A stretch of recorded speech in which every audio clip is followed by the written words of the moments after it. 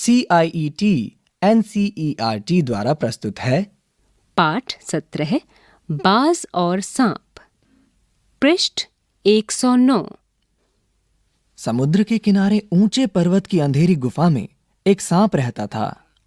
समुद्र की तूफानी लहरें धूप में चमकती, झिलमिलाती और दिन भर पर्वत की चट्टानों से टकराती रहती थीं। पर्वत की अंधेरी घाटियों में एक नदी भी बहती थी। अपने रास्ते पर बिखरे पत्थरों को तोड़ती, शोर मचाती हुई यह नदी बड़े जोर से समुद्र की ओर लपकती जाती थी।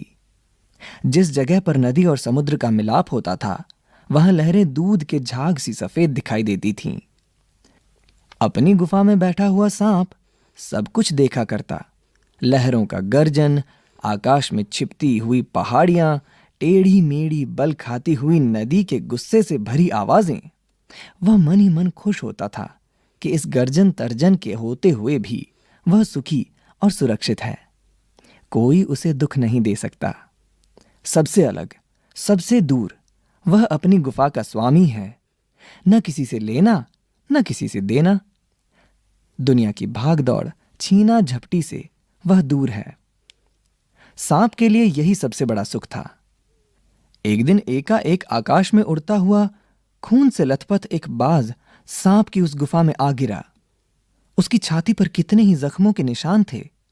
पंख खून से सने थे और वह अधमरा सा जोर शोर से हाँफ रहा था। जमीन पर गिरते ही उसने एक दर्द भरी चीख मारी और पंखों को फड़फड़ाता हुआ धरती पर लौटने लगा। डर से सांप अपने कोने में सिकुड़ गया, किंतु दूसरे ही क्षण उसने भांप लिया कि बाज जीवन की अंतिम सांसें गिन रहा है और उससे डरना बेकार है। यह सोचकर उसकी हिम्मत बंधी और वह रेंगता हुआ उस घायल पक्षी के पास जा पहुंचा। पृष्ठ 110। उसकी तरफ कुछ देर तक देखता रहा, फिर मन ही मन खुश होता हुआ बोला, क्यों भाई, इतनी जल्दी मरने की तैयारी कर ली? बाज ने एक लंबी आह भरी। ऐसा ही दिखता है कि आखिरी घड़ियां पहुंची है, लेकिन मुझे कोई शिकायत नहीं है। मेरी जिंदगी भी खूब रही भाई, जी भर कर उसे भोगा है। जब तक शरीर में ताकत रही, कोई सुख ऐसा नहीं बचा जिसे ना भोगा हो। दूर दूर तक उड़ानें भरी हैं, आकाश की असीम ऊंचाइयों को अपने पंखों से ना पाया हूं।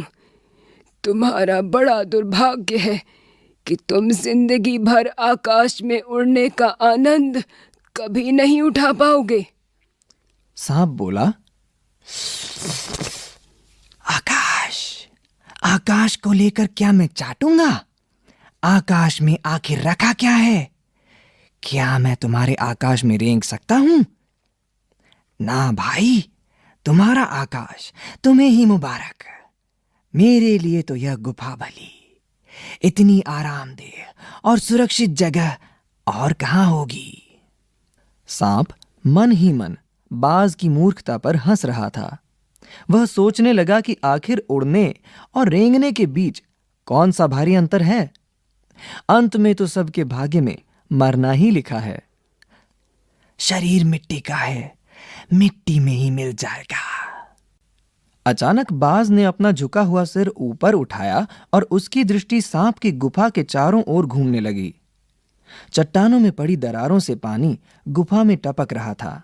सीलन और अंधेरे में डूबी गुफा में एक भयानक दुर्गंध फैली हुई थी, मानो कोई चीज वर्षों से पड़ी पड़ी सड़ गई हो। पृष्ठ 111 है। बाज के मुंह से एक बड़ी जोर की करुण चीख फूट पड़ी। काश मैं सिर्फ एक बार आकाश में उड़ पाता। बाज की ऐसी करुण चीख सुनकर सांप कुछ सिटपिटा सा गया। एक क्षण के लिए उसके मन में उस आकाश के प्रति इच्छा पैदा हो गई जिसके वियोग में बाज इतना व्याकुल होकर छटपटा रहा था। उसने बाज से कहा, यदि तुम्हें स्वतंत्रता इतनी प्यारी है तो इस चट्टान के किनारे से ऊपर क्यों नहीं उड़ जाने की कोशिश करते? हो सकता है कि तुम्हारे पैरों में अभी इतनी ताकत बाकी हो कि तुम आकाश में उड़ सको। कोशिश करने में क्या हर्ज है। बाज में एक नई आशा जग उठी। वह दूने उत्साह से अपने घायल शरीर को घसीटता हुआ चट्टान के किनारे तक खींच लाया। खुले आकाश को देखकर उसकी आंखें चमक उठीं। उसने एक गहरी लंबी सांस ली और अपने पंख फैलाकर हवा में कूद पड़ा। किंतु उसके टूटे पंखों में इतनी शक्ति नहीं थी कि उसके शरीर का बोझ संभाल सकें। पत्थर सा उसका शरीर लुढ़कता हुआ नदी में जा गिरा। एक लहर ने उठकर उसके पंखों पर जमे खून को धो दिया, उसके थके मांदे शरीर को सफेद फेन से ढक दिया, फिर अपनी गोद में समेटकर उसे अपने साथ सागर की ओर ले चली।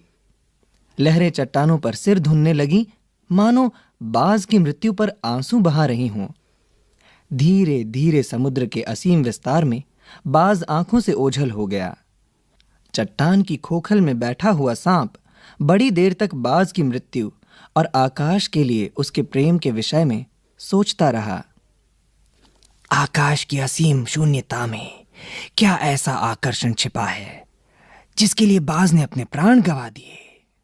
वह खुद तो मर गया, लेकिन मेरे दिल का चैन अपने साथ ले गया।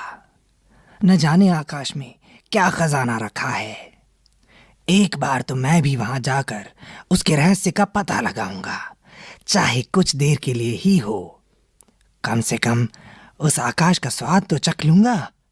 पृष्ठ 112 है। यह कहकर सांप ने अपने शरीर को सिकोड़ा और आगे रेंगकर अपने को आकाश की शून्यता में छोड़ दिया। धूप में क्षण भर के लिए सांप का शरीर बिजली की लकीर सा चमक गया, किंतु जिसने जीवन भर रेंगना सीखा था वह भला क्या उड़ पाता। नीचे छोटी छोटी चट्टानों पर धप से सांप जा गिरा। ईश्वर की कृपा से बेचारा बच गया, नहीं तो मरने में क्या कसर बाकी रही थी।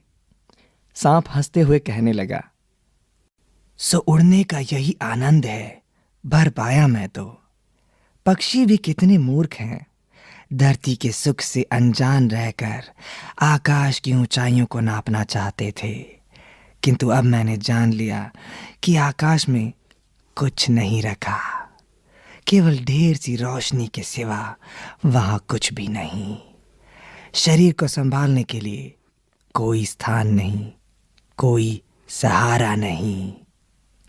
फिर वे पक्षी किस बूते पर इतनी डींगे हाँकते हैं, किस लिए धरती के प्राणियों को इतना छोटा समझते हैं। अब मैं कभी धोखा नहीं खाऊंगा। मैंने आकाश देख लिया और खूब देख लिया। बाज तो बड़ी बड़ी बातें बनाता था, आकाश के गुण गाते थकता नहीं था। उसी की बातों में आकर मैं आकाश में कूदा था। ईश्वर भला करे, मरते मरते बच गया। अब तो मेरी यह बात और भी पक्की हो गई है कि अपनी खोखल से बड़ा सुख और कहीं नहीं है। धरती पर रेंग लेता हूं, मेरे लिए यह बहुत कुछ है। मुझे आकाश की स्वच्छंदता से क्या लेना देना। न वहां छत है, न दीवारें हैं, न रेंगने के लिए जमीन है। मेरा तो सिर चकराने लगता है, दिल कांप कांप जाता है। अपने प्राणों को खतरे में डालना कहाँ की चतुराई है। सांप सोचने लगा कि बाज अभागा था जिसने आकाश की आजादी को प्राप्त करने में अपने प्राणों की बाजी लगा दी। किंतु कुछ देर बाद सांप के आश्चर्य का ठिकाना नहीं रहा। उसने सुना चट्टानों के नीचे से एक मधुर रहस्यमय गीत की आवाज उठ रही है। पहले उसे अपने कानों पर विश्वास नहीं हुआ, किंतु कुछ देर बाद गीत के स्वर अधिक साफ सुनाई देने लगे। वह अपनी गुफा से बाहर आया और चट्टान से नीचे झांकने लगा। सूरज की सुनहरी किरणों में समुद्र का नीला जल झिलमिला रहा था। पृष्ठ 113 है। चट्टानों को भिगोती हुई समुद्र की लहरों में गीत के स्वर फूट रहे थे। लहरों का यह गीत दूर दूर तक गूंज रहा था। सांप ने सुना, लहरें मधुर स्वर में गा रही हैं। हमारा यह गीत उन साहसी लोगों के लिए है जो अपने प्राणों को हथेली पर रखे हुए घूमते हैं। चतुर वही है जो प्राणों की बाजी लगाकर जिंदगी के हर खतरे का बहादुरी से सामना करे। ओ निडरबाज, शत्रुओं से लड़ते हुए तुमने अपना कीमती रक्त बहाया है, पर वह समय दूर नहीं है जब तुम्हारे खून की एक एक बूंद जिंदगी के अंधेरे में प्रकाश फैलाएगी और साहसी बहादुर दिलों में स्वतंत्रता और प्रकाश के लिए प्रेम पैदा करेगी। तुमने अपना जीवन बलिदान कर दिया, किंतु फिर भी तुम अमर हो। जब कभी साहस और वीरता के गीत गाए जाएंगे, तुम्हारा नाम बड़े गर्व और श्रद्धा से लिया जाएगा। हमारा गीत जिंदगी के उन दीवानों के लिए है जो मरकर भी मृत्यु से नहीं डरते। निर्मल वर्मा। प्रश्न अभ्यास। शीर्षक और नायक। लेखक ने इस कहानी का शीर्षक कहानी के 2 पात्रों के आधार पर रखा है। लेखक ने बाज और सांप को ही क्यों चुना? आपस में चर्चा कीजिए। पृष्ठ 114 है। कहानी से 1. घायल होने के बाद भी बाज ने यह क्यों कहा, मुझे कोई शिकायत नहीं है? विचार प्रकट कीजिए। 2. बाज जिंदगी भर आकाश में ही उड़ता रहा, फिर घायल होने के बाद भी वह उड़ना क्यों चाहता था? 3. सांप उड़ने की इच्छा को मूर्खतापूर्ण मानता था, फिर उसने उड़ने की कोशिश क्यों की? 4. बाज के लिए लहरों ने गीत क्यों गाया था? 5. घायल बाज को देखकर सांप खुश क्यों हुआ होगा? कहानी से आगे। 1. कहानी में से वे पंक्तियां चुनकर लिखिए जिनसे स्वतंत्रता की प्रेरणा मिलती हो। 2. लहरों का गीत सुनने के बाद सांप ने क्या सोचा होगा? क्या उसने फिर से उड़ने की कोशिश की होगी? अपनी कल्पना से आगे की कहानी पूरी कीजिए। 3. क्या पक्षियों को उड़ते समय सचमुच आनंद का अनुभव होता होगा या स्वाभाविक कार्य में आनंद का अनुभव होता ही नहीं? विचार प्रकट कीजिए। 4. मानव ने भी हमेशा पक्षियों की तरह उड़ने की इच्छा की है। आज मनुष्य उड़ने की इच्छा किन साधनों से पूरी करता है? अनुमान और कल्पना। यदि इस कहानी के पात्र बाज और सांप न होकर कोई और होते, तब कहानी कैसी होती? अपनी कल्पना से लिखिए। पृष्ठ 115 है। भाषा की बात। 1. कहानी में से अपनी पसंद के 5 मुहावरे चुनकर उनका वाक्यों में प्रयोग कीजिए। 2. आरामदेह शब्द में देह प्रत्यय है। यहाँ देह देने वाला के अर्थ में प्रयुक्त है। देने वाला के अर्थ में द, प्रद, दाता, दाई आदि का प्रयोग भी होता है, जैसे सुखद, सुखदाता, सुखदाई, सुखप्रद। उपर्युक्त समानार्थी प्रत्ययों को लेकर 2-2 शब्द बनाइए। शब्दार्थ। शिखर, पहाड़ की चोटी, सरिता, नदी। सिटपिटाना, भय या घबराहट से सहम जाना, असीम, जिसकी कोई सीमा न हो, अपार। खोखल, खोखली जगह, बड़ा छेद। अभी आप सुन रहे थे पाठ 17 बाज और सांप।